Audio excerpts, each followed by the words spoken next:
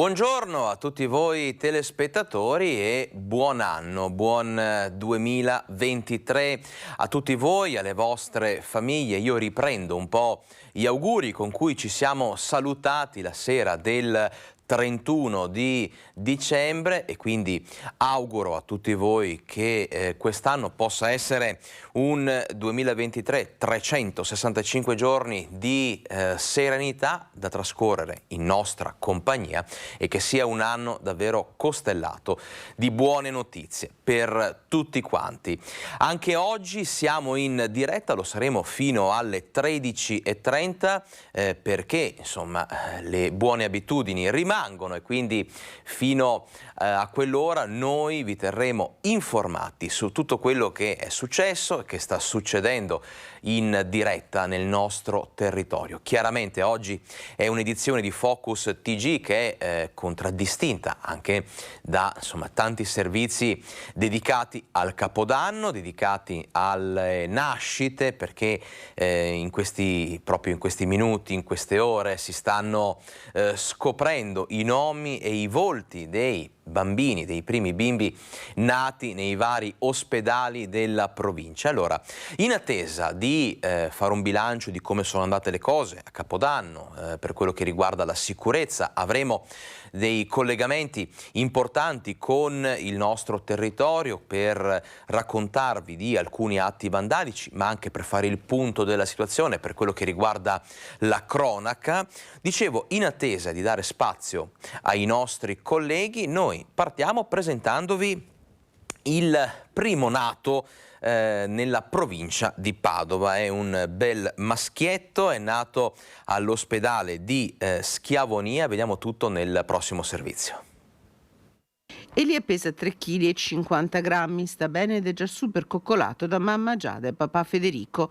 È lui il primo nato dell'anno in provincia di Padova e tra i primi del Veneto. È venuto alla luce alle 00:39 del 1 gennaio all'ospedale Madre Teresa di Calcutta di Schiavonia, quando intorno era ancora festa e sparar di botti nonostante i vari divieti. Un'ora e mezza dopo, ideale coppietta, un minuto di distanza l'una dall'altra, sono nate Aurora alle 2:16 al Policlinico di Abano e Aurora alle 2:17 nel reparto di ostetrice e ginecologia dell'azienda ospedaliera di Padova. L'Alta Padovana festeggia nel pomeriggio con Bleder, nato alle 18:03 a Cittadella, e Edoardo, terzo figlio di mamma Maria Grazia e papà Stefano, nato alle 18:19 a Campo San Piero. Gli ospedali dell'ULSS 6 Eugane hanno chiuso il 2022 accogliendo 3.005 nuove vite, 1.260 a Campo San Piero, 900 a Cittadella, 845 a Schiavonia, 821 invece i bimbi nati ad Abano. Restiamo a Padova, eravamo in provincia di Padova, adesso ci spostiamo proprio in città. Buono il bilancio del primo Capodanno in Piazza Insurrezione, 9 gli interventi dei vigili del fuoco, soprattutto per incendi di cassonetti.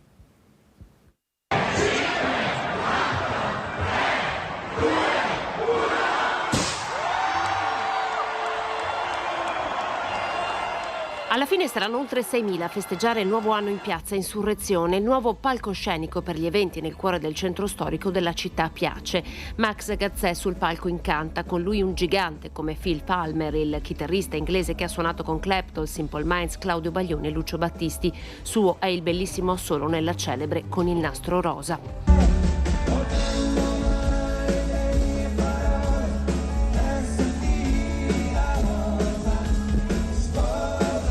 Effetto più coinvolgente in piazza, meno dispersiva rispetto a Prato della Valle, mentre i varchi e le postazioni di controllo dall'alto hanno consentito lo svolgimento dell'evento senza particolari problemi di ordine pubblico. Soddisfatto il sindaco Giordani, che parla di Capodanno coinvolgente e festoso, grazie al lavoro instancabile e impeccabile della Polizia di Stato e di tutte le forze dell'ordine presenti, ha scritto Giordani in una nota. La collaborazione con prefetto e questore ha assicurato, dentro sforzi congiunti, una serata senza rischi. Abbiamo realizzato una festa di Capodanno sostenibile e innovativa, cogliendo l'occasione dello stop ai fuochi d'artificio per proporre un evento musicale di livello. Il commento dell'assessore ai grandi eventi Antonio Bressa. Insomma, buona la prima per Piazza Insurrezione come spazio da vivere e valorizzare. Un concetto più volte espresso dall'amministrazione Giordani, il primo passo evidentemente per iniziare a liberare quello spazio dalle automobili. Sul fronte degli interventi sono stati una decina quelli effettuati dal SUEM 118 all'interno dell'area per soccorrere chi aveva alzato troppo il gomito. La polizia ha denunciato per resistenza e detenzione di stupefacente un 27enne tunisino scoperto con hashish nelle tasche, si era posizionato nei pressi dei varchi e alla richiesta di controllo da parte degli agenti ha tentato di darsi alla fuga. Una seconda denuncia nei confronti di un moldavo di 28 anni che ubriaco ha tentato di scavalcare le transenne del palcoscenico. Il questore di Padova, Antonio Sbordone, ha espresso soddisfazione per la buona riuscita dell'evento, parlando di manifestazione efficacemente preparata e gestita. Nell'intera nottata sono stati 9 gli interventi dei vigili del fuoco, per la maggior parte per cassonetti incendiati per errore a causa dei botti di Capodanno, a cui, nonostante il divieto, diversi padovani non hanno voluto rinunciare. Facciamo adesso una piccola panoramica di come è andata appunto la notte di San Silvestro, insomma, e il primo giorno dell'anno in Veneto per quello che riguarda la sicurezza. Sono stati 51, leggiamo da una nota ufficiale, gli interventi dei vigili del fuoco in Veneto nella notte di Capodanno per incendi dovuti esclusivamente ai botti dei festeggiamenti. Le chiamate di allerta sono arrivate un po' da tutte le province tranne Treviso, dove non c'è stato alcun intervento. La gran parte degli interventi, precisa il comando regionale, hanno riguardato incendi di cassonetti, lo abbiamo sentito, e cumuli di rifiuti. Dalle 20 di San Silvestro alle 8 del 1° di gennaio sono stati effettuati 22 interventi di spegnimento a Venezia, 9 come detto a Padova, 9 a Verona, 7 a Vicenza, 2 a Belluno e 2 a Rovigo. Quindi diciamo un bilancio che insomma conferma le buone sensazioni che si avevano già alla vigilia. Adesso alterniamo un po' di notizie legate alle festività e insomma alle notizie un po' di colore del Capodanno. Dicevo, alterniamo questo a un po' di cronaca che ci porta a Castelgomberto, dove sono divampate fiamme in un garage e sono intervenuti tempestivamente i vigili del fuoco. Intervento dei vigili del fuoco ieri pomeriggio a Castelgomberto per l'incendio divampato all'interno di una taverna garage. Nessuna persona è rimasta ferita. I pompieri, accorsi dal distaccamento di Arzignano e dalla centrale di Vicenza con un'autopompa, un'autobotte e 7 operatori, hanno circoscritto le fiamme, evitando il coinvolgimento dell'intera abitazione. L'incendio ha bruciato gran parte delle masserizie messe a deposito nel locale, interessando anche il laterizio del solaio. Le cause dell'incendio sono al vaglio dei tecnici dei vigili del fuoco. Adesso leggiamo insieme un'altra notizia arrivata poco fa: troppe polveri sottili nell'aria, poca pioggia e soprattutto una sensibilità ambientale diffusa. Così anche la particolarissima pratica trevigiana del Panevin, ne abbiamo parlato anche nei giorni scorsi, la pire che si accende nelle campagne all'imbrunire del giorno che precede l'Epifania diventa ecosostenibile e il fuoco che brucia e inquina si trasforma in quello pulito delle luci laser. Questo accade sul Sile, al confine tra Roncade e Quarto d'Altino, dove da decenni il Panevin veniva costruito su una grande zattera galleggiante che poi veniva data, diciamo, alle fiamme. Invece venerdì prossimo, quindi venerdì 5 gennaio alle 20, ad accendersi saranno invece sofisticati intrecci colorati di luci laser non meno suggestive, leggiamo insomma nella nota, del vecchio fuoco di legna, ma sicuramente diciamo più sostenibili, più rispettose anche di un momento complicato per quello che riguarda la qualità dell'aria, un sacrificio relativo se si tiene conto appunto che in zona ci sono picchi di PM10 che insomma hanno fatto scattare l'allerta. Quindi insomma il Panevin diventa un si evolve, diventa uno spettacolo di luci laser, ma saremo curiosi proprio di vederlo e poi chiaramente di mostrarvi tutte le immagini. Continuiamo con la cronaca, ci spostiamo a Monselice, minacciavano con un coltello a Serramanico un coetaneo per estorcergli del denaro, 2 diciassettenni sono stati arrestati dai carabinieri. Usavano la stazione ferroviaria di Monselice come base d'appoggio e punto di fuga i 2 minorenni, 17enni entrambi, stranieri di seconda generazione, arrestati dai carabinieri con l'accusa di tentata rapina aggravata. L'ultimo obiettivo era stato un 14enne del luogo che stava camminando con la sorella. Dopo averlo avvicinato, i due avevano estratto un coltello a serramanico, intimandogli di consegnare loro del denaro. A sventare la rapina la prontezza di riflessi della sorella della vittima, che seppur terrorizzata era entrata in un negozio e aveva chiesto aiuto ai clienti che avevano avvisato il 112. I carabinieri sul posto avevano quasi subito rintracciato nei pressi della stazione i 2 giovanissimi che stavano tentando di fuggire salendo sul primo treno in partenza. Per i 2 è scattato l'arresto e su disposizione della Procura dei minori di Venezia l'accompagnamento all'Istituto di Prima Accoglienza di Treviso in stato di detenzione. Secondo gli investigatori la coppia di 17enni sarebbe responsabile anche della rapina commessa nel pomeriggio del giorno precedente ai danni di un coetaneo del posto, sempre nei pressi della stazione di Monselice. Piccola pausa pubblicitaria per noi adesso, ma torniamo tra pochissimo per tantissime altre notizie. Restate con noi.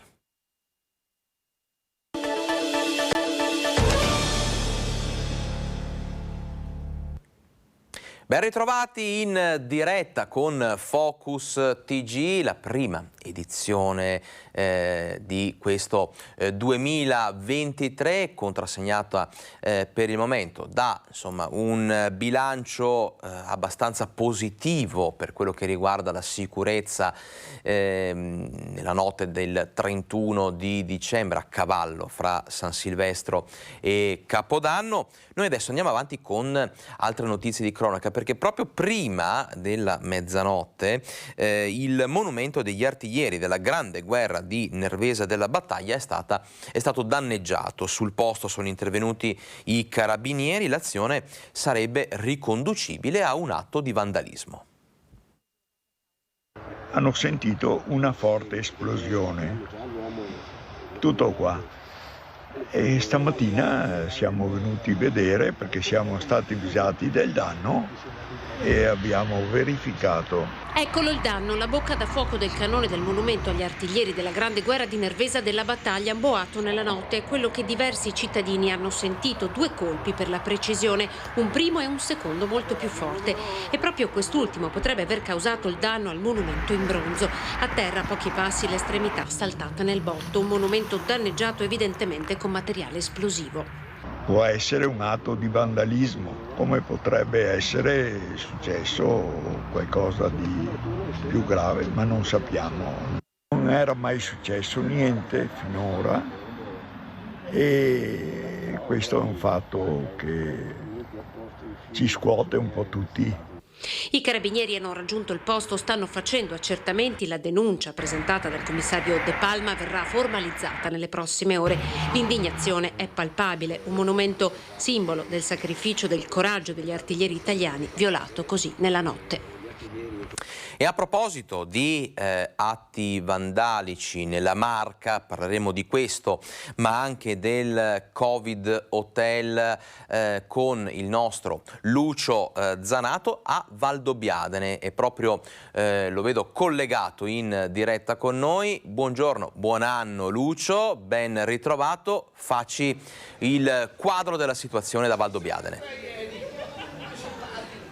Allora, intanto buongiorno, buon anno ai telespettatori di Rete Veneta. La cosa che vi faccio vedere subito sono i ragazzi che stanno giocando a dama a scacchi in questa piazza rinnovata di Valdobbiadene, una piazza che viene vissuta e viene vissuta bene, cioè è una bella attrattiva anche per il sito UNESCO. Facciamo velocemente un punto della situazione per quanto riguarda la Marca, perché io sono qui a Valdobbiadene perché purtroppo nella notte di San Silvestro qualche buon tempone, anzi maltempone, ha deciso di devastare la scacchiera scacchiera della dama. È un piccolo gesto, d'accordo, però dà il senso, diciamo così, dell'incuria e del fatto che la gente non capisce che questo è un bene di tutti, ma soprattutto una promozione anche per il nostro territorio. Non è stato l'unico caso, perché ad esempio a Casier, quindi alle porte di Treviso, dei ragazzi proprio a mezzanotte, non sapendo cosa fare, hanno preso un armadetto che è nel parco pubblico, dove dentro ci sono dei libri per chi vuole leggere, magari proprio seduto sul parco pubblico, quindi libri pubblici, hanno deciso di passare il Capodanno buttandoli nel canale. Poi c'è da registrare anche che il divieto dei botti non è stato seguito da tutti, perché c'è un bambino di 5 anni che ha deciso di raccogliere un petardo proprio in pieno centro a Treviso, e per questo è finito all'ospedale con una mano ustionata. Insomma, un Capodanno che in genere comunque è passato benissimo, perché se andiamo a vedere i numeri con le piazze veramente piene per le feste è andato bene. Però ci sono questi risvolti, e questi risvolti danno quantomeno fastidio, fanno un po' pensare. Allora adesso faccio arrivare qui il sindaco di Valdobbiadene, Luciano Fregonese. Sindaco, lo so, sono 300 euro, è poco tutto sommato rispetto al bilancio del comune di Valdobbiadene, però dà un po' fastidio vedere che il primo dell'anno ti rovinano uno degli oggetti, devo dire, molto utilizzati in questa piazza rinnovata. Assolutamente sì, fastidio innanzitutto per lo spirito col quale queste cose vengono fatte, che insomma in questi mesi abbiamo visto in qualsiasi giorno e anche qualsiasi ora bambini, famiglie, ragazzi e adulti giocare, quindi è bello vedere in uno spazio pubblico persone che giocano, si divertono, quindi sicuramente fastidio. E poi il rispetto per la cosa pubblica va sempre perseguito e insegnato a chi probabilmente, forse per gioco, forse con eccessiva leggerezza, ha danneggiato questi scacchi, questa dama, sì, dal costo limitato, ma in ogni caso una cosa di tutti. A queste persone insegneremo l'educazione. Perché voi avete le riprese, quindi potete andare a recuperarle. Abbiamo le riprese, abbiamo un'ordinanza che la scorsa estate ho emanato con sanzioni contro coloro che non rispettano, danneggiano o minacciano di danneggiare il patrimonio pubblico di qualsiasi tipo si tratti, quindi agiremo come serve, ma io mi auguro che queste persone, non so se siano bambini, ragazzi, adulti, ma insomma queste persone con grande senso civico, insomma, vengano a chiedere scusa e a rimediare il danno. C'è sempre la possibilità di rimediare ai danni, quindi vedremo cosa sarà. Devo dire che questa piazza e anche questa scacchiera sono una bella attrattiva anche per i turisti. Lei mi diceva prima che è soddisfatto della presenza soprattutto straniera in questo Capodanno, quindi turismo che sta arrivando alle colline UNESCO. Certamente soddisfatto. Per me è una novità, perché ho avuto modo di avere riscontri da ristoratori e albergatori di Valdobbiadene di presenza di soprattutto austriaci, tedeschi e inglesi da giovedì scorso per queste vacanze di Natale e di fine anno. È una cosa per noi abbastanza nuova, almeno nei numeri che stiamo registrando, e questo fa ancora ben pensare e ben sperare, perché insomma, venire qui anche per godersi qualche giorno tra amici, con le compagnie, insomma, nelle classiche vacanze di fine anno è una ulteriore buona opportunità per noi. A maggior ragione dobbiamo dimostrare, visto che abbiamo gli occhi puntati da tutto il mondo, che siamo rispettosi delle regole, siamo accoglienti, e quindi anche questi episodi di piccole entità spiacevoli vanno assolutamente evitati. Alex, se hai delle domande, mi pare, sul Covid Hotel? Lucio, direi che va benissimo così. Non so se hai tu o il primo cittadino di Valdobbiadene qualcos'altro da aggiungere, altrimenti non mi resta che augurare anche al primo cittadino, insomma, buon anno. Però a te la parola, Lucio. Ecco, allora parliamo del Covid Hotel. Voi siete pronti? C'è qualche novità? Stanno arrivando persone in quarantena qui da voi? Allora, confermo che dal 1° di gennaio, da ieri, è tutto pronto, grazie al lavoro importante in poche ore da parte dell'azienda sanitaria dell'ULSS e dei volontari di protezione civile. Si sono riorganizzati, quindi è tutto pronto. Sono 10 posti letto disponibili fino a 30, insomma, in caso di necessità. Non ci sono arrivi per ora di persone che richiedono la quarantena. Ricordo che sono persone che in caso di tampone positivo all'aeroporto di Treviso. I casi degli scorsi giorni di persone che dalla Cina potevano arrivare all'aeroporto di Treviso in realtà sono stati intercettati prima, quindi non sono arrivati. Dovessero arrivare, qui è tutto pronto. Ecco, l'ultima battuta invece è per l'Epifania, perché come nelle zone del Bassanese, come in gran parte del Veneto, c'è la tradizione dei panevin, però c'è anche l'inquinamento. Voi come vi state organizzando? Permettete, non permettete questi panevin? Avete fatto come Treviso che li ha bloccati completamente? Allora, noi ci siamo allineati a quasi tutti i comuni della provincia di Treviso. Va detto che dall'anno scorso a Valdobbiadene, superando i 10.000 abitanti con restrizioni ulteriori date a livello europeo, nazionale e regionale per il mantenimento della qualità dell'atmosfera, anche noi dobbiamo attenerci a restrizioni in caso di superamento dei limiti del PM10, PM2,5 nel caso in cui dovessimo entrare in zona arancione o rossa. Quindi abbiamo autorizzato al massimo 5 falò in tutto il territorio comunale di Valdobbiadene, con richieste specifiche. SCIA ad oggi ne abbiamo 2, probabilmente arriveremo a 3 richieste che sono corredate da tutta la documentazione safety security, in particolare limitazioni sulle dimensioni del falò e soprattutto le squadre di emergenza con i volontari di AVAB, antincendi boschivi e protezione civile sono già organizzate. Domani sera avrò un incontro, quindi si faranno nel rispetto della sicurezza e soprattutto per la gioia dei bambini. Insomma, auguriamoci buona Epifania, è una tradizione che va mantenuta, facciamo tutto in sicurezza, ma anche qui siamo pronti con tutti i volontari che ringrazio, dalle Proloco ai comitati e alle associazioni di protezione civile che erano attive anche a Capodanno in caso di necessità. Questo gran lavoro, questa grande volontà di permettere alle persone di festeggiare o passare dei giorni in serenità, insomma, va considerata e li ringrazio. Bene, Alex, Grazie. a te la linea. Grazie Lucio, grazie al primo cittadino di Valdobbiadene. Insomma, abbiamo toccato l'argomento Covid. Allora, nel prossimo servizio facciamo un attimo il punto della situazione per quello che riguarda l'allerta, le direttive ministeriali. Sentiamo anche il presidente Luca Zaia. To be quiet, cioè stiamo tranquilli, niente panico, no panic. Rispetto al vertiginoso aumento di casi Covid in Cina, nella conferenza stampa di fine anno il presidente del Veneto Luca Zaia usa parole di rassicurazione, sebbene dal Ministero della Salute arrivino segnali di allerta elevata. Il nostro paese deve prepararsi ad affrontare un inverno in cui si potrebbe osservare un aumentato impatto assistenziale attribuibile a diverse malattie respiratorie acute, prima fra tutte l'influenza, e alla possibile circolazione di nuove varianti di Covid, si legge nella circolare diffusa nelle scorse ore. Tra le azioni indicate in caso di peggioramento della situazione epidemiologica, il Ministero cita l'uso delle mascherine al chiuso, smart working e riduzione degli assembramenti, e alle regioni chiede di verificare ed eventualmente aumentare posti letto e personale, il tutto in prospettiva, non in base alle attuali esigenze. L'evoluzione è che oggi possiamo dire ufficialmente, ne parlavo stamattina in una riunione con la dottoressa Russo, stiamo parlando di sottovarianti dell'Omicron, quindi siamo ancora in questo ambito. Ovvio che la Cina è grande, ragazzi, c'è un continente di fatto, però ad oggi siamo in un ambito di assoluto accompagnamento.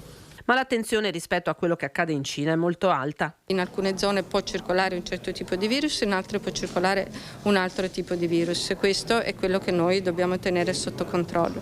Quindi al momento stiamo anche valutando quello che la Cina sta cominciando a caricare nella banca dati internazionale, ed emerge solo questo tipo di variante. E noi abbiamo allertato e abbiamo i punti tamponi negli aeroporti, quindi non soltanto quelli che vengono attraverso voli diretti, che erano soltanto soltanto Malpensa e Fiumicino, ma tutti gli altri. Giornalmente cercheremo di vedere, anche per avere una dimensione del problema, però al momento insomma mi pare che sia tutto abbastanza sotto controllo. La norma che impone l'obbligo di sottoporre a tampone negli aeroporti i viaggiatori in arrivo dalla Cina è stata pubblicata in Gazzetta Ufficiale, un'escalation di provvedimenti che suggerisce cautela anche guardando ai festeggiamenti del Capodanno. Non c'è nessun limite rispetto alle feste, agli assembramenti, poi ognuno usa il buon senso, cioè se una persona ha il raffreddore e non ha ancora fatto il test, magari eviti di andare in mezzo a un gruppo di persone in un ambiente chiuso e così evitiamo di infettarle tutte.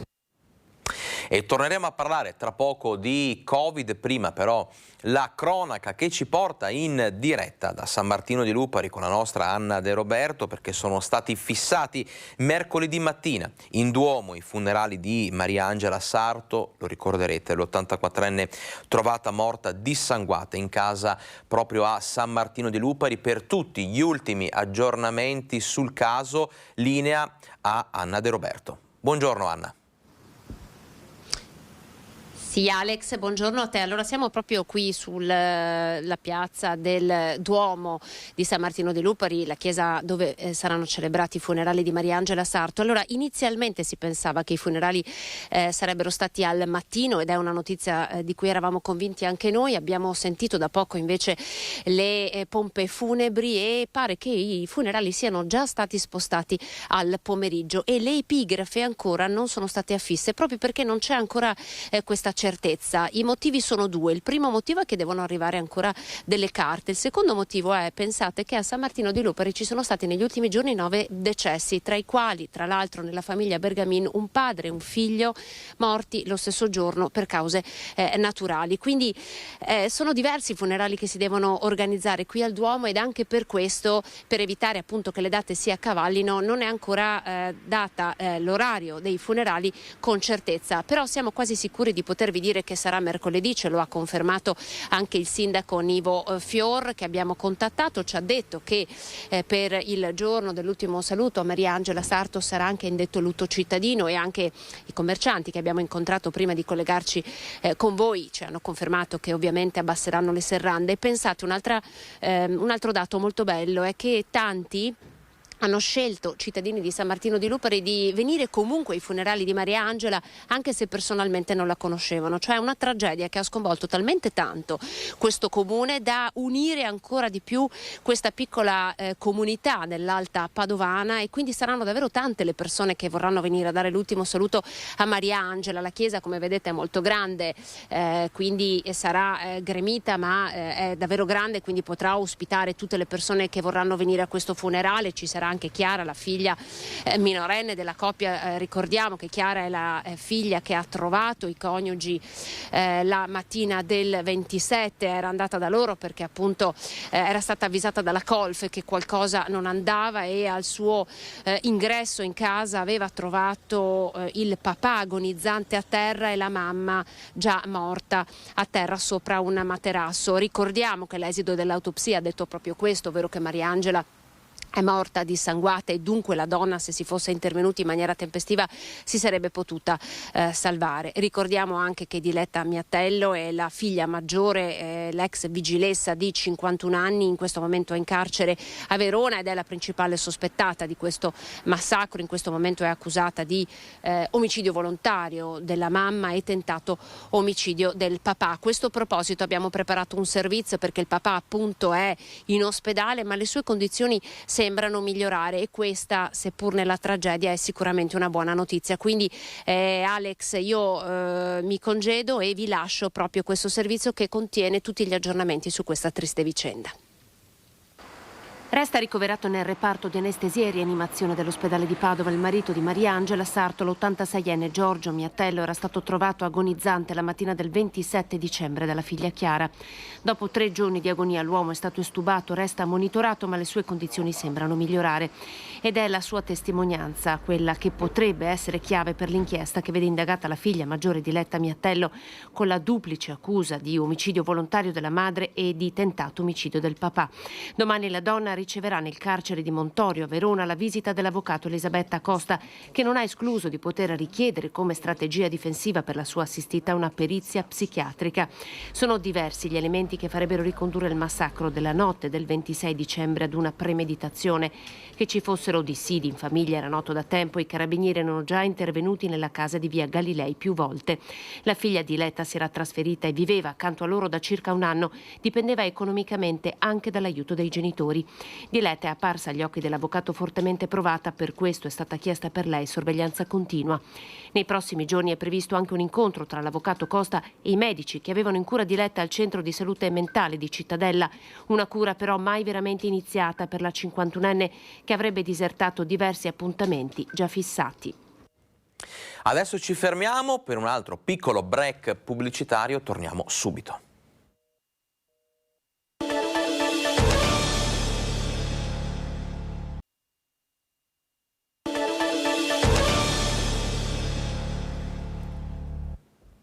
Sono quasi le 12:35, ben ritrovati in diretta con il nostro Focus TG. Allora, tanti i collegamenti, come avete visto, dal territorio, tante le notizie.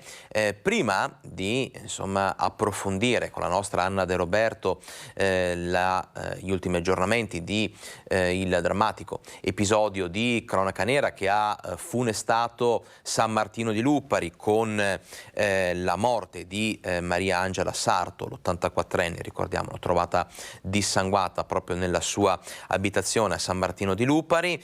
Dicevo, prima di ascoltare Anna De Roberto, abbiamo introdotto l'argomento Covid con le direttive ministeriali, con le parole del presidente Luca Zaia. Adesso, sempre a proposito di Covid, ascoltiamo il virologo Fabrizio Pregliasco che ha annunciato come la situazione in cui ci troviamo adesso è una situazione che il sistema sanitario riesce a controllare. Pregliasco punta il dito contro la strategia opaca, la definisce lui, della Cina, contro la quale dobbiamo assolutamente prendere delle precauzioni. Vediamo.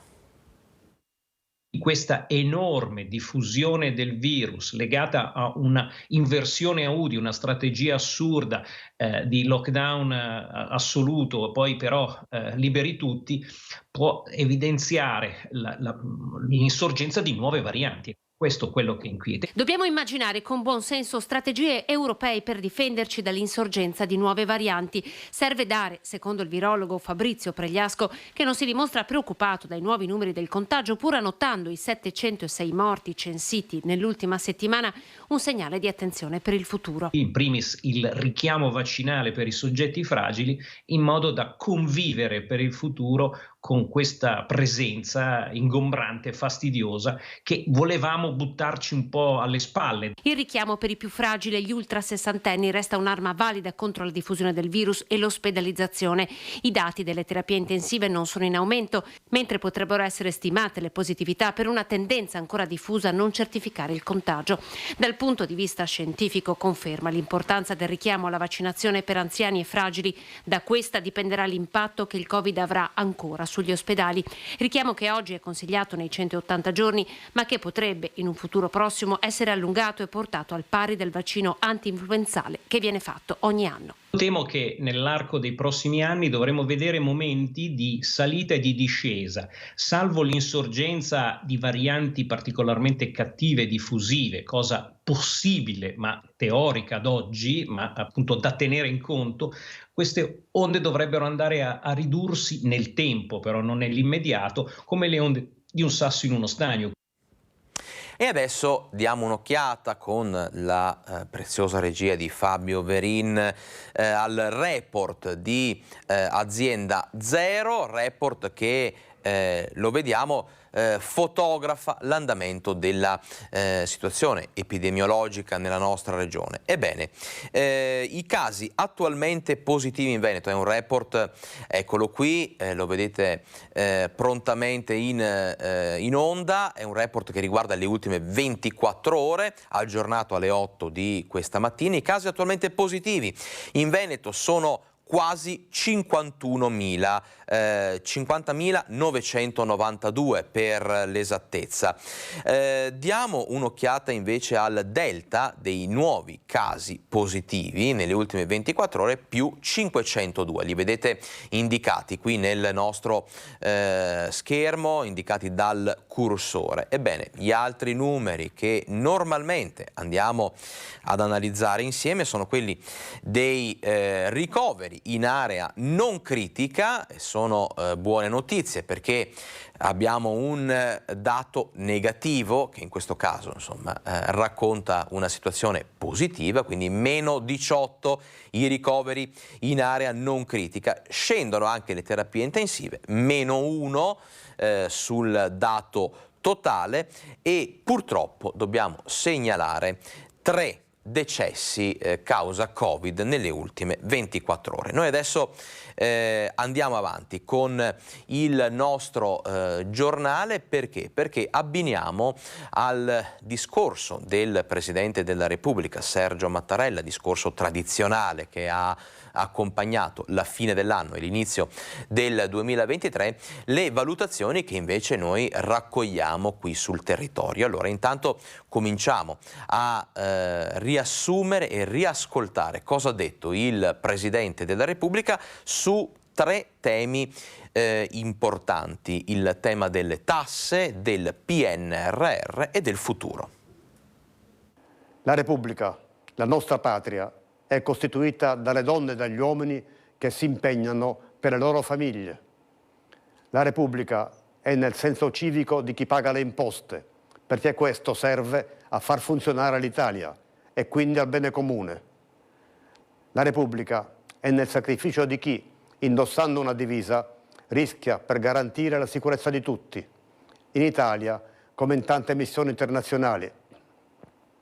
La Repubblica è nella fatica di chi lavora, è nell'ansia di chi cerca il lavoro, nell'impegno di chi studia, nello spirito di solidarietà di chi si cura del prossimo, nell'iniziativa di chi fa impresa e crea occupazione. Rimuovere gli ostacoli è un impegno da condividere, che richiede unità di intenti, coesione, forza morale. La nostra capacità di reagire alla crisi generata dalla pandemia è manifestata dall'importante crescita economica che si è avuta nel 2021 e nel 2022. Le nostre imprese a ogni livello sono state in grado, appena possibile, di ripartire con slancio. Hanno avuto la forza di reagire e spesso di rinnovarsi. Le esportazioni dei nostri prodotti hanno tenuto e sono anzi aumentate. L'Italia è tornata in brevissimo tempo a essere meta di migliaia di turisti da ogni parte del mondo. La bellezza dei nostri luoghi e della nostra natura ha ripreso a esercitare una formidabile capacità attrattiva. Dunque ci sono ragioni concrete che nutrono la nostra speranza, ma è necessario uno sguardo d'orizzonte, una visione del futuro. Il Piano Nazionale di Ripresa e Resilienza spinge l'Italia verso questi traguardi. Non possiamo permetterci di perdere questa occasione. Lo dobbiamo ai nostri giovani e al loro futuro.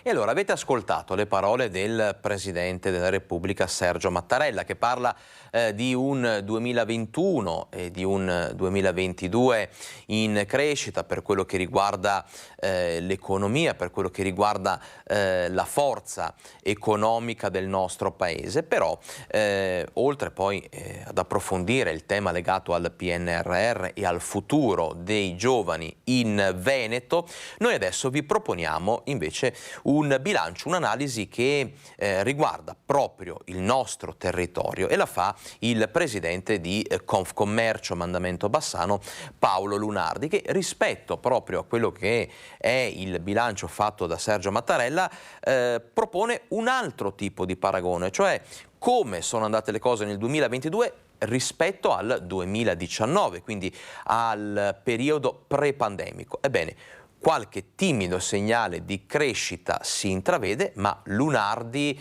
annuncia che anche il 2023 per i nostri commercianti non sarà facile. Bilancio di fine anno con sguardo puntato al 2023. Paolo Lunardi, presidente di Confcommercio del mandamento di Bassano, riesce a coniugare ottimismo a senso pratico. I 12 mesi che imprenditori e consumatori si sono lasciati alle spalle non sono stati facili, ma va sempre considerato il fattore Veneto, quella naturale propensione a fare di necessità virtù e trovare sempre soluzioni nuove. Tornando al 2022, le difficoltà sono state molteplici e i paragoni con il 2019, l'anno prima della pandemia, sono impietosi. A livello regionale sono tante le attività commerciali che hanno dovuto alzare bandiera bianca. Si parla di un 5.000 imprese, più di 5.000 imprese chiuse dal 2019 al 2020, per poi fare un conteggio che più di 20.000 persone hanno perso il posto di lavoro. Il tasso di disoccupazione però scende dell'1,5%, ma nonostante tutto, se si può parlare di ripresa, è una ripresa leggera. La cosa interessante però che per quanto riguarda il nostro comparto si sono spostati la tipologia e la peculiarità degli acquisti. E infatti il ritorno al commercio di vicinato, al negozio sotto casa o in centro storico fa segnare un incoraggiante più 5% rispetto al 2019, mentre cala proporzionalmente l'e-commerce. I settori più penalizzati in questo 2022 sono quelli degli elettrodomestici, meno 8%, e dei mobili, meno 5,7%. Diminuisce anche il potere d'acquisto delle famiglie. Tutte le famiglie adesso sono sotto il gioco delle spese spaventose dell'energia all'interno delle famiglie. Le retribuzioni sono ferme, pertanto la capacità di acquisto è andata in regresso. Ma come detto, il futuro lancia segnali di ripresa. Il nuovo anno, seppur mantenendo un percorso a ostacoli, sembra davvero quello giusto per ripartire. Quindi un 2023 presente in chiusura che ci lascia comunque speranza e ottimismo. Guarda, io come imprenditore vedo sempre il bicchiere mezzo pieno, per cui sono speranzoso. E questa è la forza degli imprenditori veneti. Certo. E allora con speranza e ottimismo chiudiamo quest'altro blocco di notizie. Noi adesso ci fermiamo per qualche secondo, torniamo immediatamente con voi in diretta, sempre per parlare sia di temi economici relativi insomma al nostro territorio, ma c'è ancora tanta cronaca, i nostri collegamenti, le immagini ancora del Capodanno, insomma tanto da condividere insieme. Restate con noi, a tra poco.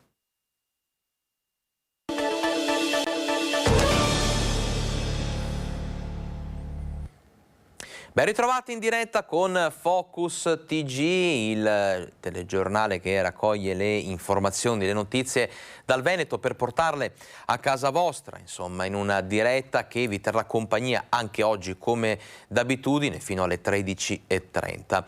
Abbiamo ascoltato, prima di andare in pubblicità, le parole di Paolo Lunardi, presidente del mandamento di Bassano di Confcommercio, un bilancio su 2022 con anche parole di speranza, di incoraggiamento per quello che riguarda quest'anno che è appena iniziato. Ma adesso facciamo altri bilanci. Sono aumentati i tassi di interesse, le imprese artigiane nella Marca sono a corto di liquidità, quindi è tempo di bilanci anche con Confartigianato che lancia un allarme. Vediamo. Pochi se ne sono accorti, però i tassi di interesse stanno andando su e quindi le imprese che hanno bisogno di liquidità, di denaro, hanno grande difficoltà in banca a recuperarlo. Oggi un'azienda piccolina con questi tassi ha difficoltà a recuperare liquidità e quindi sostanzialmente oltre all'inflazione anche la questione di credito attraverso le banche. Va dritto al cuore del problema il numero uno degli artigiani, Oscar Bernardi. Con l'inflazione che galoppa, il problema delle imprese è la liquidità. Il caro bolletta di fatto ha tolto risorse agli investimenti e alla capacità di innovazione. L'altro ostacolo invece è un classico contro il quale si fa ancora troppo poco. poco. Sicuramente si può fare qualcosa di più, nel senso togliere tutte quelle burocrazie che noi comunque è da anni che continuiamo a dire che non possiamo comunque continuare su questo tema. E da emergenza sta diventando un fenomeno invece la carenza di manodopera ormai cronica soprattutto in certi comparti. La meccanica in generale assolutamente, ma diciamo un po' tutti i reparti, sia il comparto edile, il comparto impiantistico, serramenti e quant'altro, cioè sono tutto questa filiera, sono comunque attenti a ritrovare manodopera. Fra l'altro non parliamo di autotrasportatori. Una vera e propria sfida delle competenze, da qui il coinvolgimento delle scuole, quella degli artigiani ormai è diventata una task force accanto alle politiche per il welfare, fronti su cui lavora la bilateralità con Bernardi che guarda così al nuovo anno. Se sono riusciti a superare i venti e le tempeste del 2022, che non sono state poche perché ci sono arrivate anche di traverso, credo che con un po' di impegno, l'aiuto, la collaborazione della nostra associazione Confartigianato sicuramente riusciremo a superare anche il prossimo inizio del 2023. E insomma, tra fine anno e questi giorni sentiremo spesso parlare di bilanci, di punto della situazione, perché insomma è il momento di tracciare delle linee guida per il futuro e di appunto tracciare una linea per fare la somma di quello che si è fatto e di come è andata insomma nei mesi precedenti. I conti del bilancio del Comune di Treviso sono alle prese anche in questo caso con il caro energia, ma in questo 2022 ci sono state anche meno entrate alla voce antenne e parcheggi. Vediamo. Ad oggi siamo sui 2,5 milioni / 3 milioni accertati, manca l'ultimo bimestre di cui faremo conti all'inizio del 2023 e mi auguro un po' nel contenimento dei prezzi, quindi che scenda un po' la previsione dei 4 milioni / 4 milioni e mezzo che avevamo messo a bilancio. La speranza è che le prime bollette dell'anno segnino un'inversione di tendenza e che consentano di chiudere il bilancio senza ulteriori sorprese. In questo 2022 ce ne sono state fin troppe, caro energia certo, ma anche caro materiali, con un aumento generalizzato dei costi per i cantieri del 10%. Da marzo questo lievitare dei prezzi ci ha messo un po' in ginocchio, insomma ci sono stati periodi in cui reperire le risorse non è stato prontamente facile, però l'abbiamo fatto senza togliere nulla a tutto il mondo del sociale, a tutto il mondo dei nostri cittadini. E se i costi sono esplosi, così non è stato per le entrate. I parcheggi, per esempio, hanno risentito ancora della pandemia nella prima parte del 2022, meno spostamenti uguale meno ticket, non solo. La voce più eclatante oggi è le famose antenne. Sono 1,8 milioni di entrate in meno che si riverseranno nei bilanci anche dei prossimi anni per una normativa di legge che è cambiata. Il legislatore ha previsto che le antenne scontino un'occupazione di suolo pubblico e non un contratto tra le parti.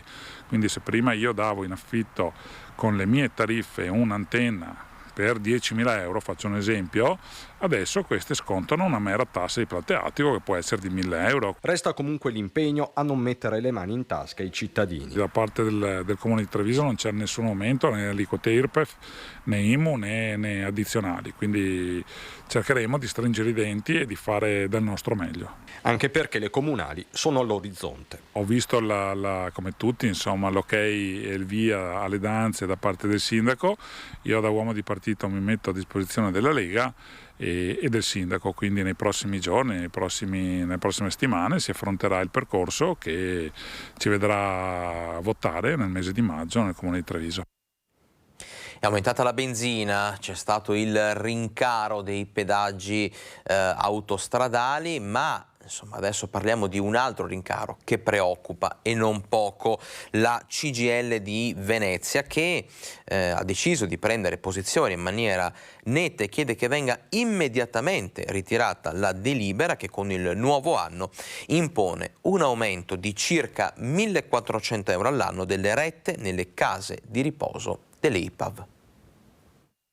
Un secco no all'aumento delle rette per gli anziani nelle case di riposo IPAV veneziane e la richiesta che siano invece Comune, Regione e gli enti preposti a farsi carico dell'aumento dei costi che grava sulle strutture. Una situazione che, dice Daniele Giordano, segretario generale della CGIL Venezia, non può e non deve pesare sulle famiglie. Consideriamo sbagliata la scelta di IPAV di aumentare le rette alle famiglie. Parliamo di 1.400 euro in più all'anno, cifre insostenibili per famiglie che sono colpite dal caro vita, dall'inflazione, dall'aumento dei costi energetici, delle bollette. Chiedere alle famiglie di farsi carico di questi costi è una scelta sostanzialmente sbagliata, che va assolutamente fermata. Il Comune di Venezia, la Regione Veneto, le istituzioni devono intervenire, devono farsi carico dell'aumento dei costi. Le richieste fino ad ora non hanno avuto alcun esito. Sono mesi che chiediamo interventi straordinari, mesi che chiediamo al Comune di stanziare risorse adeguate. È impensabile che si spendano milioni di euro per un palazzetto dello sport e poi si colpiscano le famiglie con l'aumento delle rette per anziani. La posizione perciò è netta. Quello che noi chiediamo è la sospensione immediata di questa delibera, la convocazione di un tavolo di tutti i soggetti istituzionali per fare in modo che vengano date risorse aggiuntive ad IPAV in modo che i costi non ricadano sulle famiglie. E su questo argomento, rincari appunto delle rette delle case di riposo e scontro in tante province. Noi adesso abbiamo ascoltato la voce della CGIL di Venezia, ma anche a Belluno il dibattito, il confronto è acceso. Qui andiamo ad approvare il piano tariffario che è stato suddiviso in relazione alle prestazioni che vengono effettuate da SERSA, quindi dalle attività di tipo sociosanitario. La sintesi della delibera sugli aumenti per chi usufruisce dei servizi esterni della SERSA di Belluno, centro diurno, pasti, assistenza domiciliare, ha dato il là a un dibattito infuocato ieri sera in Consiglio Comunale, dove ha aleggiato anche lo spettro della chiusura della casa di riposo se la programmazione regionale non prenderà atto delle misure urgenti per salvare il salvabile. È intollerabile non aver ricevuto fino ad oggi una risposta soddisfacente e faccio notare che le proposte che oggi vengono discusse a livello regionale sono partite tra l'altro da questa conferenza dei sindaci. Lo scontro è stato durissimo perché gli aumenti contenuti nella delibera passata con i 18 voti della maggioranza, 1 astenuto, 11 contrari, sono lineari e non percentuali. Tutto a scapito delle fasce più deboli della popolazione. Chiediamo anche noi che questa cosa venga assolutamente rivalutata nei confronti delle fasce più basse, perché un aumento di 2 euro da 2 a 4 è una cosa, di 3 euro da 19 a 22 è un'altra. La richiesta di ritirare la delibera è stata bocciata e il futuro per i servizi offerti agli utenti esterni della SERSA è a tinte fosche. Non va meglio sul fronte dei posti letto, 119 su una capienza di 150 quelli attivati. Gli altri restano nel limbo a causa della carenza di personale. Gli attacchi alle mancate risposte della Regione non sono partiti solo dai banchi dell'opposizione e a dire l'ultima parola è stato il sindaco De Pellegrin. Dalle sollecitazioni avute dai consiglieri Massaro e anche Vignato, che ringrazio perché insomma quello che hanno esposto è la realtà di fatti, ma vorrei assicurare che questa amministrazione nei confronti della Regione non è ferma, non è che non abbia visto queste cose e quindi si sta spendendo per questo. La retta che arriva dalla Regione ha chiosato De Pellegrin per gli stati vegetativi e la semi-residenzialità non è sufficiente. L'imperativo è quello di fare il possibile per sostenere questo servizio che è sanitario. E a proposito di aumenti, li abbiamo citati prima di sfuggita, ma con il nuovo anno sono aumentati anche i costi del carburante ai distributori. Un aumento che ha preso di fatto in contropiede gran parte, ad esempio, dei trevigiani. La gente sa che c'è questo aumento? No, effettivamente la gente non lo sa, questa è la solita routine del sabato mattina. 18 centesimi per benzina e diesel, 4 per GPL. Sono, o meglio sarebbero questi, gli aumenti che scattano con lo scoccare del nuovo anno. Primo, ma non certo gradito regalo dello Stato ai cittadini, presi di fatto alla sprovvista, visto che solo nel corso della mattinata di oggi hanno iniziato a formare colonne e distributori. Condizionale d'obbligo per il gas propano liquido, almeno stando alle informazioni di un gestore. Qui quanto aumenta? Questo noi lo sappiamo al momento, per dire il giorno prima, forse. Da mezzanotte a quanto aumenti? Questo ancora noi non lo sappiamo di preciso, ci viene detto. È qui che incontriamo lo stupore ma anche il maggior sconforto da parte dei cittadini. Non lo sapevo, sono quasi senza. Quindi le conviene fare anche benzina, perché da domani l'aumento della benzina è 18 centesimi. Ah, bene. Sono circa 200 euro per famiglia ogni anno. Mamma mia, che disastro. Sono venuta perché sono senza gas. Ma sapeva dell'aumento? No, mi ha avvisato lei di questa cosa. L'assegnazione che incontriamo al distributore di benzina e diesel partendo dal gestore. Ma quando la gente fa il pieno o fa i soliti 50, 30, 20 euro? Anche molto il pieno fa, sì. Adesso, oggi. Sì? Perché domani aumenta, quindi è un po' spaventata. Senta, ma comunque sono tutti abbastanza informati, insomma? Non tantissimo, direi, perché i telegiornali non ne hanno parlato tanto. No, non lo sapevo. Quindi lei è venuto a fare la benzina perché gli serve mi occorre farla, devo farlo, tutto là. Sai che con questo aumento per le famiglie sono 200 euro in più all'anno? Vabbè, poco da fare, dunque non ho soluzioni. E non ci si può fare nulla? No, cosa vuole fare? Purtroppo, ecco, siamo in mano di gestori, non tanto gestori, ma insomma produttori che ne approfittano abbastanza. Un aumento che secondo alcuni telespettatori qualche pompa avrebbe già applicato illecitamente, ma è difficile da provare considerando che da tempo vige il mercato libero per i carburanti. In ogni caso, almeno fino alla mezzanotte, si potrà fare il pieno con i prezzi del 2022. Quindi uno può fare benzina in automatico fino alle 23,58 del vecchio anno? Col vecchio prezzo. E poi dall'una in pratica comincia il prezzo nuovo. Noi adesso ci concediamo l'ultimo break pubblicitario di questa edizione, poi un tutto d'un fiato, insomma, fino alle 13:30, perché abbiamo ancora tante notizie di cronaca, i nostri approfondimenti, l'attualità e le notizie di costume da vedere insieme in questa edizione di Focus TG. A tra poco.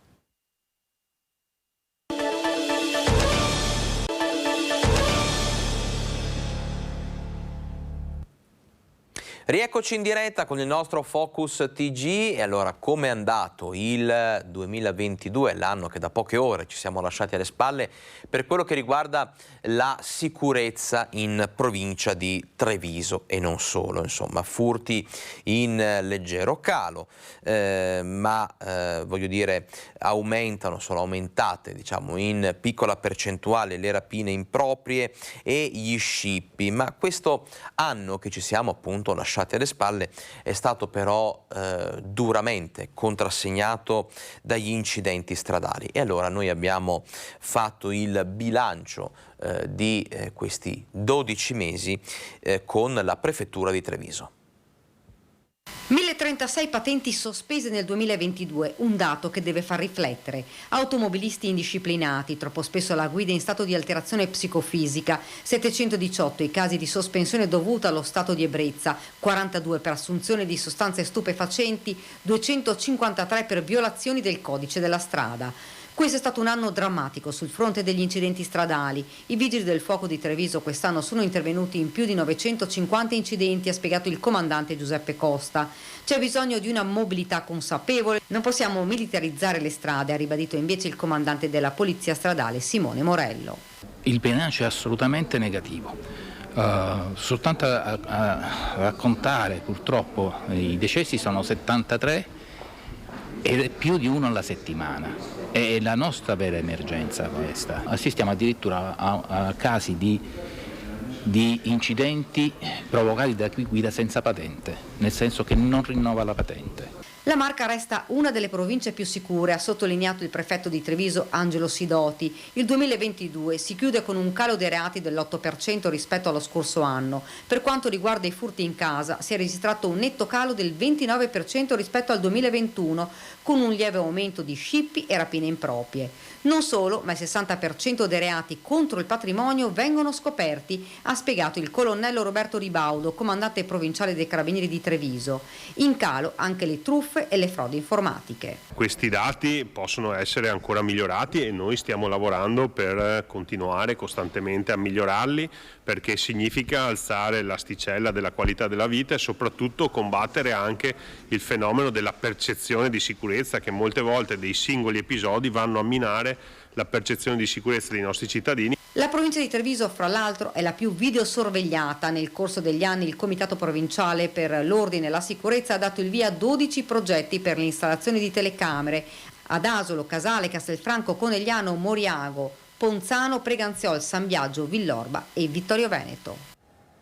Questa la situazione legata al bilancio 2022 della sicurezza in provincia di Treviso. Adesso ci spostiamo a Padova. Stesso discorso, i carabinieri di Padova tirano le somme di un anno che ha visto molti reati in calo rispetto appunto agli anni precedenti. Un segnale che è sicuramente incoraggiante, ma anche uno stimolo a proseguire su questa strada per il 2023. Vediamo.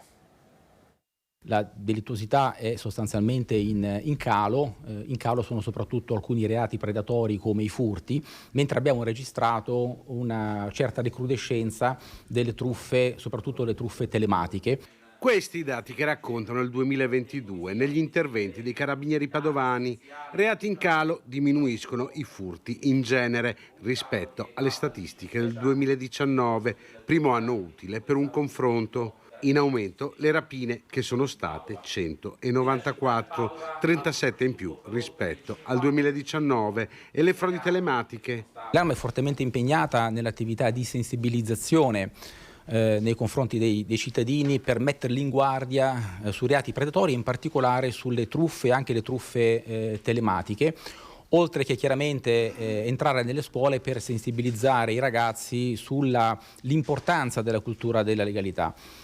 Soltanto nel 2022 abbiamo organizzato, con la collaborazione delle amministrazioni locali e con le parrocchie, circa 95 incontri che hanno coinvolto 3.000 persone sull'attività di prevenzione dei reati predatori, in particolare delle truffe. 50 stazioni in tutta la provincia che hanno accolto più di 100.000 cittadini. Più di un terzo di loro si sono recati nelle caserme dell'Arma per informazioni e consigli, a misura di quanto i carabinieri svolgano un'importante funzione di rassicurazione sociale. Vedono comunque nelle stazioni dei carabinieri, che a Padova sono tante, sono 50, un punto di riferimento a cui guardare, a cui orientarsi per trovare delle risposte a problemi che, ripeto, non sono strettamente correlati a questioni di sicurezza. E allora nel nostro tour regionale, perché lo sapete, tocchiamo tutte le province del nostro territorio, a proposito di bilanci adesso ci spostiamo alla centrale operativa di Mestre, perché la centrale operativa del SUEM, anche in questo caso è tempo di fare un po' le somme di come è andato il 2022, un anno che ha segnato un deciso aumento. Questi sono dati che spesso vengono confermati anche nelle altre province del nostro territorio. Un deciso aumento, si diceva, sia delle chiamate ricevute che del numero di interventi effettuati dal SUEM 118. Vediamo. Nel sistema regionale Veneto lavoreranno nella notte di Capodanno più di 300 persone tra professionisti e volontari. Speriamo che gli utenti ci aiutino divertendosi in sicurezza. L'augurio di un Capodanno sereno da parte del direttore del SUEM Veneto Paolo Rosi arriva al termine di un 2022 denso di attività per gli uomini e le donne che nella nostra regione prestano servizio al 118. Abbiamo avuto un aumento addirittura del 15% delle chiamate, di oltre il 10% delle missioni, e quindi uno sforzo maggiore rispetto agli anni precedenti, con anche una ripresa forte dell'infortunistica stradale, che era un dato che non vedevamo da tempo. La centrale operativa di Venezia serve un bacino d'utenza composto da circa 1 milione di persone, cui vanno a sommarsi le decine di milioni di turisti che dalla laguna alle spiagge affollano le località della città metropolitana. In un periodo di normalmente quiete, diciamo, per tutti gli altri, noi siamo chiamati in prima linea e è un lavoro H24, 7 giorni su 7, e purtroppo le persone stanno male in qualsiasi momento dell'anno e noi siamo sempre presenti. Un lavoro che in occasione della fine dell'anno ha ricevuto la visita del direttore generale dell'Ustra e Serenissima Edgardo Contato. Questo è un segnale che ho voluto dare a questa comunità di professionisti che raccoglie direi la sintesi dell'abnegazione del Servizio Sanitario Nazionale. Quando c'è bisogno il Servizio Sanitario Nazionale e regionale c'è, E in particolare queste persone, quando ci sono le situazioni più critiche, i disastri più grandi, non possono fermarsi, perché è lì che c'è il massimo di necessità di supporto all'utenza, alla popolazione, ai più fragili. Treviso, Venezia, Mestre, adesso bilanci a Padova. In questo caso non parliamo di sicurezza stradale, non parliamo di chiamate al pronto soccorso o di chiamate al SUEM 118, ma parliamo comunque di un tema che ha a che fare con la sicurezza e con la salute, perché è ancora allerta rossa a Padova, dove tutti i livelli di inquinanti presenti nell'aria superano il limite consentito per legge. Un'emergenza sottolineata da Legambiente, che nella pubblicazione dei dati relativi appunto al 2022 certifica che l'anno appena passato è stato un anno in negativo da record. Soffre di malaria la città di Padova, che ha registrato picchi di inquinanti per 144 giorni sui 365 dell'anno. Un annus horribilis il 2022, secondo i dati diffusi da Legambiente, con il bollino rosso dell'allerta smog a caratterizzare tutta l'ultima settimana. Andando con ordine, male è andata sul fronte ozono, dove i giorni di picco sono stati 77, 60 nel 2021 contro i 25 permessi all'anno. Complice l'estate torrida e la siccità, la situazione non poteva che essere questa. Male anche sul fronte PM10, dove i giorni di superamento sono stati 67, 57 nel 2021 contro i 35 consentiti dalla legge. Male tutte le centraline di rilevamento dell'ARPAV della città, peggio delle altre quella di via Internato Ignoto. E se il buongiorno si vede dal mattino, questo 2023, che parte con temperature superiori alla media e nebbia, non fanno altro che ricordarci che gli interventi non sono più rinviabili.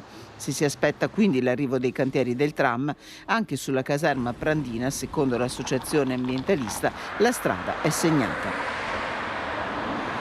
La cronaca, un aggiornamento sulla tragedia di Pasian di Prato, l'incendio, ricorderete, nella struttura protetta gestita dalla cooperativa Edis, con un morto e 2 feriti. Gli inquirenti sono al lavoro per far luce sulle cause del rogo.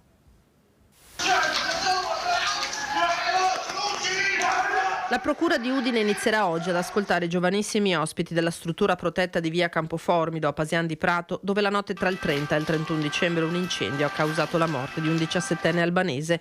Dalle testimonianze dei ragazzi, il magistrato che conduce l'indagine potrebbe ricavare elementi utili per risalire alle cause del rogo, che dal primo piano della palazzina si è propagato fino al tetto. Tra le ipotesi anche quella di un gioco finito male proprio tra i ragazzi. A perdere la vita Lady Animerai, in Italia da 2 anni, trovato privo di vita in una delle stanze invase da fumo e fiamme. Il ragazzo, ben voluto da tutti, stava ottenendo la licenza per lavorare come carrozziere. Il suo compagno di stanza, un minorenne ghanese, ha riportato gravi ustioni ed è ora ricoverato a Verona. All'ospedale di Udine è stato invece trattenuto in osservazione un educatore che ha rischiato la vita per soccorrere i 2 giovani. E allora continuiamo adesso il nostro viaggio nel bilancio di questo 2022. In questo caso guardiamo a casa nostra, che poi è casa vostra, perché Rete Veneta raccoglie la voce, le segnalazioni dei cittadini proprio per portarle all'attenzione di chi, come insomma nel caso che stiamo per vedere, l'amministrazione comunale di Vicenza, dicevo, le porta all'attenzione di chi può e deve risolvere questi problemi. E allora ripercorriamo nel prossimo servizio le nostre, che ripeto sono le vostre, vittorie del 2022. La vostra voce è la nostra voce. Questo è il principio fondante del TG Vicenza di Rete Veneta. Anche in questo 2022 abbiamo affiancato voi cittadini e voi telespettatori nelle vostre istanze, portando la vostra voce alle autorità competenti. E allora riviviamo insieme alcune delle battaglie che abbiamo affrontato al vostro fianco. E visto che siamo in tempi di guerra, iniziamo celebrando la pace con il monumento che si trova a Campodenane, di fianco a Viale Margherita, a Vicenza, che appariva sporco e con alcune lettere mancanti. Il 19 aprile noi lo abbiamo fatto sistemare. Tutto fatto! Ma tutto fatto, abbiamo fatto un intervento di polizia straordinario e in più, in tempo molto breve, recuperato le lettere che servivano per la sostituzione. E adesso andiamo al 3 maggio, quando abbiamo affrontato un problema che si trascina da sempre. Il ponte tra Via Po, nella frazione di Marolla di Torri di Quartesolo, e Strada Cabalbi, in comune di Vicenza, è pericoloso. Manca il marciapiede e si è costretti a camminare a bordo del terraglio con molto pericolo per i pedoni. Il sindaco di Vicenza, dopo i servizi di Rete Veneta, ha annunciato che a tempo di record ha fatto inserire tra le opere da realizzare con i fondi PNRR anche la pista ciclopedonale proprio in quel tratto. L'abbiamo inserita nel bando della rigenerazione urbana, è stata finanziata e quindi il tratto di circa 1,2 km che collega Cabalbi a Marola verrà realizzato per la parte di Vicenza, naturalmente con i fondi appunto europei. Il 4 maggio era San Floriano. Per la prima volta anche Vicenza ha festeggiato il patrono internazionale dei pompieri, grazie a un nostro telespettatore che aveva segnalato che il corpo del martire è conservato in città. È iniziata così una nuova tradizione che pure l'amministrazione comunale intende promuovere per i prossimi anni, con soddisfazione per il nostro telespettatore. E ringrazio Rete Veneta veramente di cuore per i servizi che ha fatto e sono felice.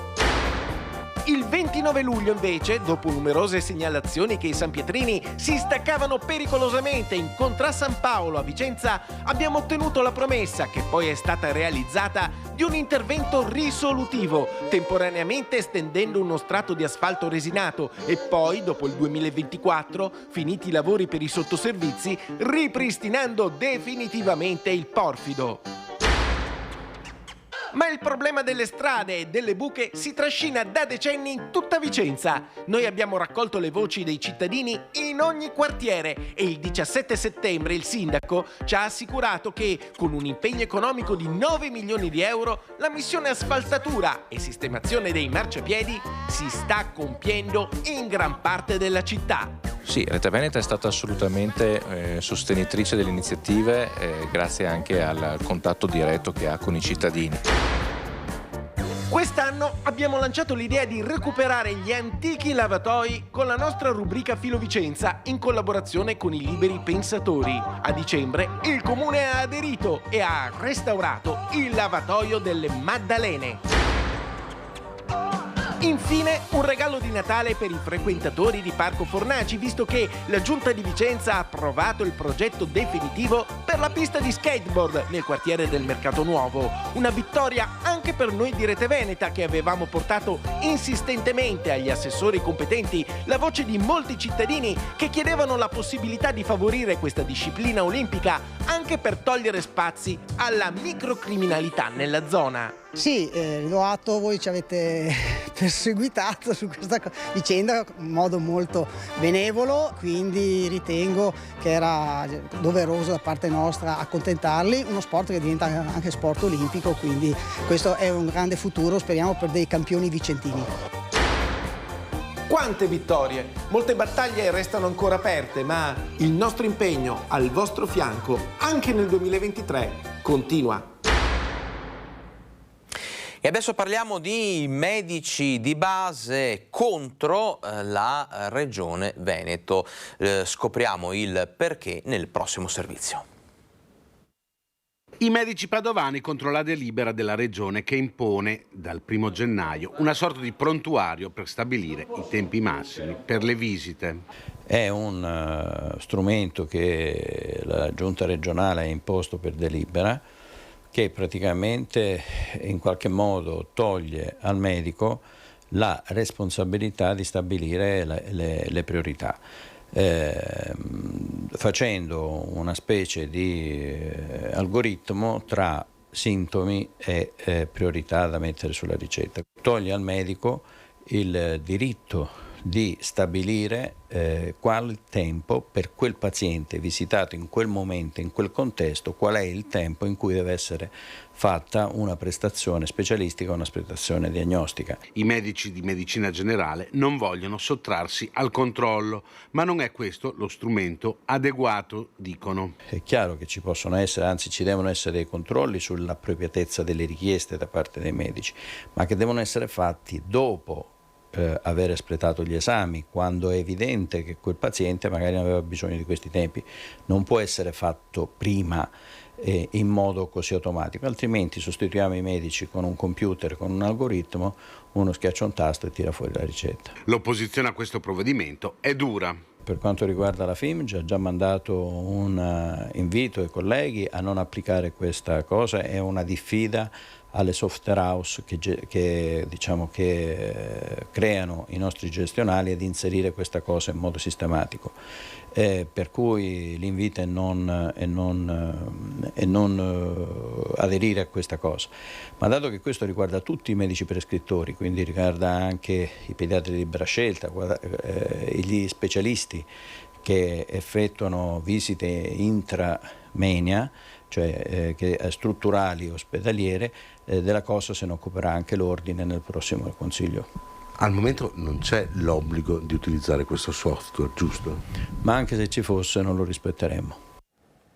E adesso cambiamo decisamente argomento, perché il 5 gennaio scattano i saldi. Noi adesso facciamo un po' il punto della situazione, anche perché lo abbiamo visto proprio a metà più o meno del nostro Focus TG di oggi, con l'intervista al presidente di Confcommercio Paolo Lunardi. Il 2022 ha fatto segnare una ripresa degli acquisti, soprattutto degli acquisti nei negozi di vicinato. E allora, come saranno i primi saldi del 2023? Vediamo. Pochi giorni al via dei saldi che a Venezia e in Veneto scatteranno ufficialmente il 5 gennaio fino al 28 febbraio 2023. Con il presidente di Ascom Venezia Roberto Magliocco è anche l'occasione di tracciare un primo bilancio sul 2022 che si sta concludendo. Rispetto all'anno precedente c'è stato un raggio di sole. Diciamo che la prima metà dell'anno, fino ai primi di giugno, la stagione era partita in sordina, poi dai primi di giugno in poi la stagione ha recuperato e ha messo il cuore in pace in molti commercianti che aspettavano con impazienza la possibilità di poter recuperare i corrispettivi per poter pagare le spese e anche i debiti. Si è sentita la mancanza della crocieristica. Trovo un po' scandaloso il fatto che la Marittima sia abbandonata a se stessa, una città che è nata sul mare e che da sul mare ha trovato la sua forza, i suoi tesori, adesso tutto su un colpo faccia la guerra ai traffici marittimi. Tra i punti di forza, invece, la Biennale ha avuto un successo strepitoso in termini di consenso e in termini di visitatori. La parte dell'Arsenale rivitalizza tutto Castello Est, pertanto se non ci fossero state queste iniziative sarebbe stata una periferia sulla periferia. Noi adesso ci spostiamo a Bassano del Grappa, dove c'è un tema caldo oramai da mesi che anima le discussioni sia della politica cittadina, ma soprattutto che rende complicate queste settimane, questi mesi a chi vive nella zona di San Lazzaro. È un quartiere di Bassano del Grappa, voi che chiaramente ci seguite assiduamente conoscete la storia, un quartiere, un polmone verde che rischia di essere soffocato dal cemento. Ebbene, prima della fine dell'anno la sindaca di Bassano, Elena Pavanna, ha rilasciato ad un organo di stampa, insomma ad un giornale locale, delle dichiarazioni che hanno sollevato non poche polemiche e indignazione, definendo San Lazzaro, quel quartiere, un luogo infelice. Un commento che ha scatenato anche l'ira dei residenti, e nel prossimo servizio il racconto, la voce di chi vive e ama quella zona accompagna un messaggio diretto proprio alla prima cittadina di Bassano. Mi fanno piangere, e non lo dico in senso figurato, ma intendendo che ho versato vere lacrime quando ho letto queste ultime 2 sue affermazioni. E poi bisogna conoscere bene la situazione. Quei terreni sono in un luogo infelice. Non tardano le reazioni alle dichiarazioni della sindaca di Bassano Elena Pavan rilasciate sulla stampa locale in merito alla questione San Lazzaro. Esternazioni che hanno colpito e molto soprattutto chi vive in quell'area agricola, in quella campagna che rischia di essere trasformata in cemento e capannoni, definito dalla prima cittadina luogo infelice. Anna Bertozzo, una giovane residente di San Lazzaro, ha voluto far sentire la sua voce attraverso i social. Io mi sentirei offesa se fossi la terra di San Lazzaro, che per centinaia di anni ha offerto grano, mais, coltivazioni e ossigeno a tutti i cittadini e soprattutto felicità. Vorrei poterla invitare a passeggiare lungo Riva Bianca, ad ascoltare e ammirare la natura e tutto quello che c'è dietro, sopra, sotto, davanti. C'è mai stata in Riva Bianca lei, sindaco? Conosce la sua storia? Vorrei poterle dire di persona che l'infelicità per me è ben altro che questi luoghi. Vorrei farle vedere quanto sono felice ogni volta che percorro Riva Bianca. D'estate in bicicletta con il fruscio del sorgo che cresce velocissimo. In primavera con il cinguettio delle rondini. In inverno con lo strato di brina che ancora qui copre la terra e fa sembrare Riva Bianca un luogo magico.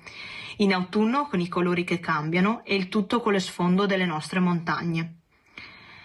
L'infelicità per me è temere di svegliarmi un giorno e pensare a tutto questo svanito. Le montagne che non si vedono più, che non c'è più il grano, il mais, le coltivazioni, le rondini, la natura vergine intatta. Riunione dei sindaci dell'Alta Marca per evitare che il Ministero dell'Ambiente blocchi ogni autorizzazione a ristrutturazioni o nuove costruzioni per quello che molti chiamano già l'effetto Ischia. Vediamo. Stop preventivo a ristrutturazioni o a nuove costruzioni nei territori che non hanno le autorizzazioni previste. È quello arrivato dal Ministero dell'Ambiente attraverso le autorità di bacino dopo l'ennesima devastazione innescata dai cambiamenti climatici che si è abbattuta su edifici o abusivi o costruiti in territori senza pianificazione urbanistica. Il suo comune com'è a rischio idrogeologico? Abbiamo alcune aree che debbono essere studiate ed approfondite per definire qual è il rischio idrogeologico. Ci siamo già messi all'opera per poter consentire l'edificabilità e comunque lo sviluppo dei nostri centri storici nel rispetto della sicurezza. La criticità idrogeologica nel nostro territorio è estesa per tutta la lunghezza del territorio perché abbiamo il consolidato urbano che si estende ai piedi di una montagna. È quello che viene definito l'effetto Ischia, che però rischia di bloccare progetti e cantieri anche nei nostri territori. Una situazione che non è sfuggita all'ex deputata Angela Colmellere, che da assessore al comune di Miane ha convocato tutti i sindaci dell'Alta Marca, da Vittorio Veneto a Segusino, per ristabilire un esatto equilibrio tra salvaguardia dell'ambiente e diritti dei cittadini. Noi ci troviamo comunque a doverci confrontare con dei dati, a fare delle perizie sicuramente aggiuntive per capire innanzitutto qual è lo stato di fatto del nostro territorio, poi per capire come intervenire sicuramente in nome della sicurezza ma anche di quello che è il rispetto di quelli che sono i cittadini e i loro diritti. Il vero problema che potrebbe mettere in difficoltà cittadini ma anche amministrazioni locali sta nelle liste di interventi per la messa in sicurezza dei territori non ancora aggiornate al Ministero, con il conseguente blocco in via preventiva di ampie aree che per Roma sarebbero a rischio. Un esempio eclatante è quello della ristrutturazione della scuola di Fare di Soligo, che per il Ministero sarebbe in zona critica e quindi da non ristrutturare. Ma sono centinaia i progetti e cantieri che rischiano di venire bloccati in un tempo dove invece i sindaci fanno di tutto pur di mantenere vivi i territori montani. Noi adesso dobbiamo aggiornare e verificare appunto i dati che ci sono, proprio perché vogliamo fare bene le cose, farle bene, farle con buon senso, e proprio perché ci sia il rispetto delle regole e soprattutto anche la consapevolezza che ci sono dei cittadini che stanno aspettando anche delle risposte, e noi dobbiamo dare queste risposte. È davvero tutto per questa edizione di Focus TG. Permettetemi intanto di rinnovare a tutti voi, alle vostre famiglie, i migliori auguri di buon 2023, un 2023 che mi auguro trascorreremo insieme per restare informati, per dare voce appunto a voi cittadini, e che sia un anno ricco di buone notizie. Ringrazio dalla regia Fabio Verin, tutti i nostri colleghi per gli interventi in diretta. L'appuntamento è con l'informazione serale, TG Bassano e TG Vicenza. Noi invece ci rivediamo puntuali domani a mezzogiorno.